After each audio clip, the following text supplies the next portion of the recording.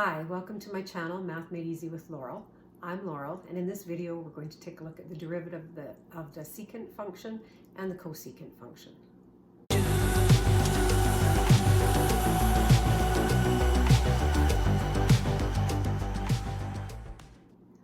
So in the previous videos we've looked at the other four trig functions: sine, cosine, tangent, and cotangent, and now we're going to look at secant and cosecant. So we know the derivative rules for sine of u, assuming u is a function of x, and we know the derivative of cosine of u.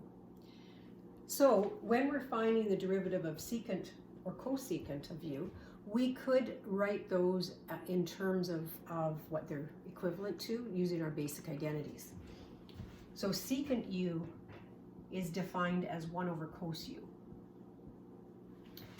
So now I can differentiate because I know how to find the derivative of cos u. And I'm going to treat this as a quotient.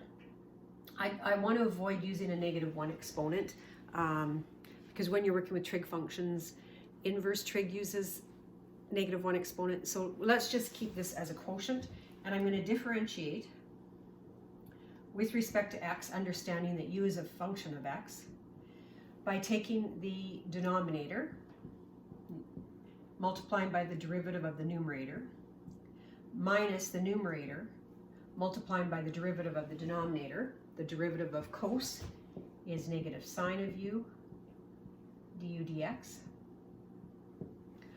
all over the denominator squared. So I'm going to write that as positive sine of u over cos u times cos of u, and then I'll just put the du dx here. And then what I can do is break this up as 1 over cos of u times sine of u over cos of u times du dx. And then I can simplify. I can write cos of u as secant u, and I can write sine u over cos u as tangent u.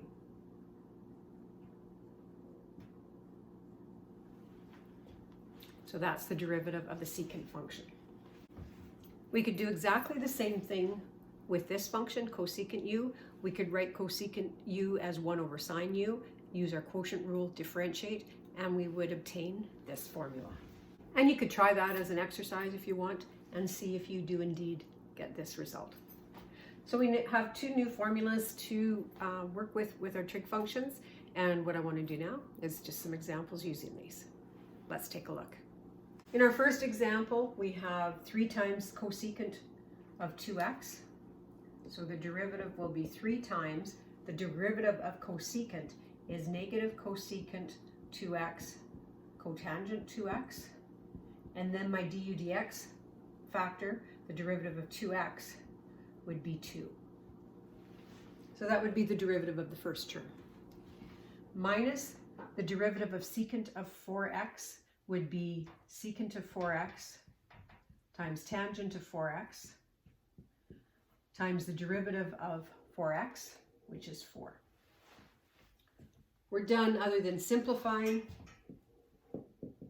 So -6 cosecant 2x cotangent 2x minus 4 secant 4x tan of 4x.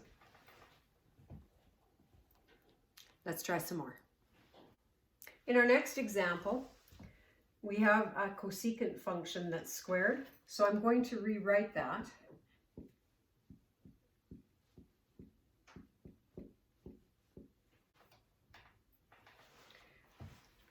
When it's written like this, then I think it's easier to see what the outermost function is. So I like to do that, and I recommend that you do the same thing. Now we can see that the outermost function is a power. So when we differentiate, we start with the power rule. So it will be 2 times cosecant of 3x cubed to the power of 1. Now we go inside our power function and we have cosecant. So we multiply by the derivative of cosecant of a function. So the derivative of cosecant of a function is negative cosecant of that function times cotangent of that function. And then we go inside the cosecant function and we have 3x cubed, so we multiply by the derivative of 3x cubed, which would be 9x squared. Now we'll clean it up a little bit. 2 times negative 1 times 9x squared would be negative 18x squared. I have cosecant 3x cubed times cosecant 3x cubed, so that would be cosecant squared of 3x cubed and cotangent of 3x cubed. And I'm done. Let's keep going. In my next example, I have a product, 5x times a secant of 4 pi x. So if you need to identify your u and your v in the margin before you start, there's nothing wrong with that. Might help keep you on track. So u is 5x, so u prime will just be 5. V is secant of 4 pi x, so v prime will be secant of 4 pi x times tangent of 4 pi x times the derivative of 4 pi times x, which is just 4 pi. So I'll pull that out front when I write it in my derivative. So using those values and my product rule, the derivative is u, which is 5x, times v prime, which is 4 pi,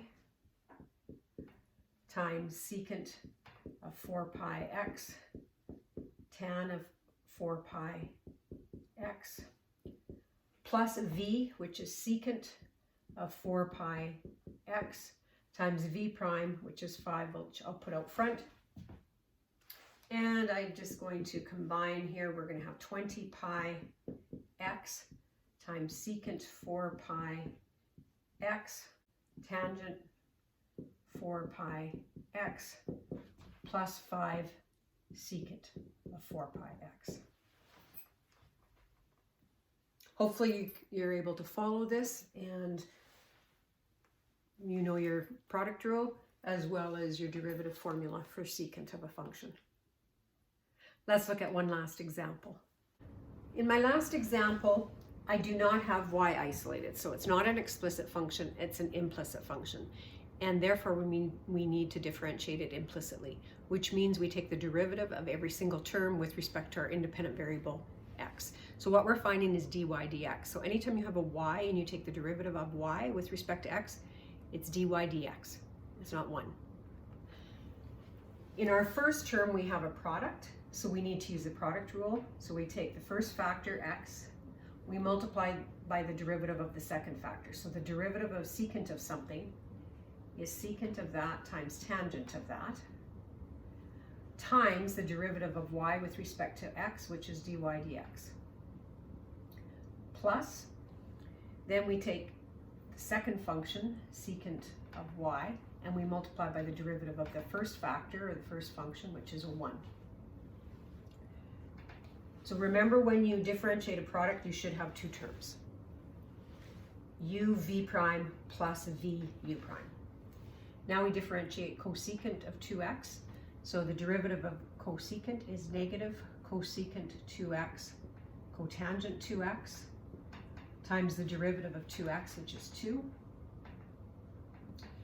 And then finally, the derivative of y cubed will be 3y squared dy dx. I'm just going to clean up a little bit before I start solving for anything. So now we need to solve for dy dx, and we have this term contains it and this term contains it. These do not contain it, and what you want to do is you want to group those terms on the same side of the equation. And because I want to work with the fewest number of negatives as possible, I'm going to take this term and subtract it from both sides. So I'm going to be left with these two terms on this left-hand side.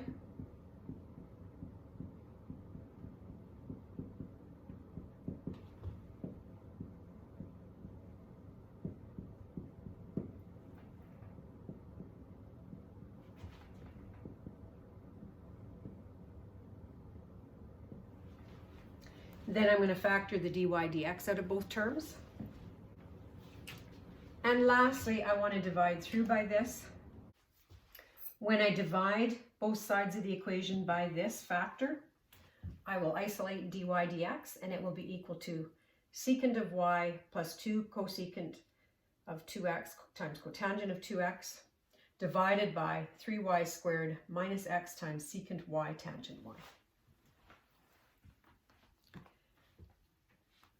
Make sure you get as much practice as you can differentiating with all of your trig functions and doing implicit differentiation, as well as using the product rule, quotient rule, and power rule in conjunction with these other formulas. I'm going to be moving on to the inverse trig functions in the next videos. So once you're very comfortable with differentiating all the trig functions, then take a look at the next ones. Take care and see you.